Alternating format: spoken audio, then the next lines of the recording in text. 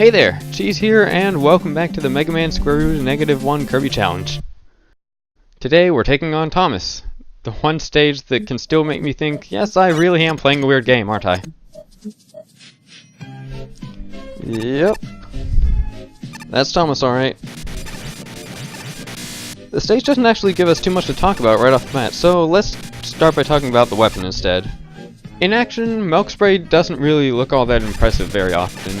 It shots do less damage than a normal Buster Pellet, meaning it takes a long time to take out anything with any significant amount of health. So while I guess you could have it as a general use weapon, it's definitely more situational. And this stage does actually have quite a few situations where it can show off its strengths. Kind of surprising, since Thomas isn't even weak to this weapon. Milk Spray shines best when you have a lot of weak enemies around. Weak and hard to hit or out of your way. Or when you're up against a mid-boss that's weak to it. Poor charge, man. The crazy spread and sheer rapid-fire density of the shots pretty much means that anything that's vaguely in front of you is going to take damage.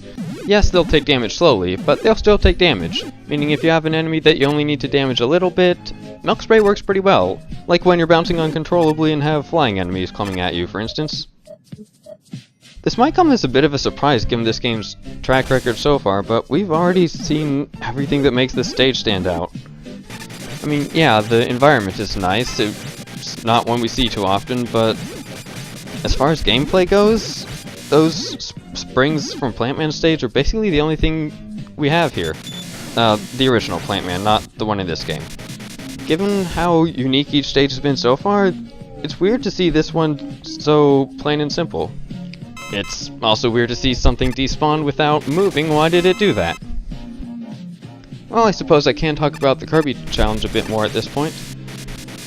I've already explained the basics, but there are a few more things I'm going for here. For starters, no dying or using E-tanks, just to maintain some standard of quality. And I also intend to leave luck out of the equation. It's always bothered me a little bit to see a segment in a Kirby challenge that would have failed had the player not just gotten lucky with weapon energy. It just feels a bit cheap, having luck be the deciding factor in a victory. And since I can avoid that in every segment, I will. I guess there is this other unique bit in this stage where you ride a train to the boss store. The background doesn't seem to scroll anymore here, though. I updated the game to version 1.5 after hearing a bunch of bosses got complete makeovers. But it seems another effect was that the train doesn't actually move here. I don't know why that happened, but yeah, the update seems to put the brakes on the train. Oh well. We finally made our way to Thomas. Even without him being weak to it, the Milk Spray has such a huge backlog of ammo that we don't have to worry at all about running out. Thomas's new and improved pattern is pretty easy to follow. He'll go from one side of the room to the other 3 times, and on the 4th he'll stop in the middle, where he'll do one of 3 attacks before going back the way he came.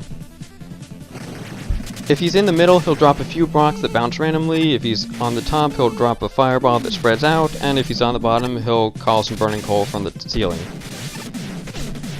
Also, if he's just passing through, he'll use his burning coal if he's not on the bottom. The coal is definitely easier to dodge on the sides, at least when he uses it from the top, but keep aware of where you're avoiding it from so that he doesn't crash into you as soon as he re-enters the screen. He's got a rather scary pinch phase too. He speeds up a lot and doesn't linger nearly as long in the center of the screen. The one saving grace is that Thomas, as far as I can tell, won't use his burning coal on a trip straight through the room if one of the attacks he used from the middle is still going on. So at least it doesn't get too crazy. It definitely took me some getting used to, but all in all, he's not too difficult. Probably a little easier than he used to be, and definitely much cleaner looking. This was a good change to his fight. With Thomas down, we get the burning coal. It's yet another really good weapon. Super versatile, and you can pull off some pretty neat tricks with it. That'll be for next time, though. Also, sorry for the long break. The latest Ace Attorney game just came out, and I could not stop playing it for anything. But I've played it through now, so the next part should come much sooner. Until then, this has been Cheese. Take care.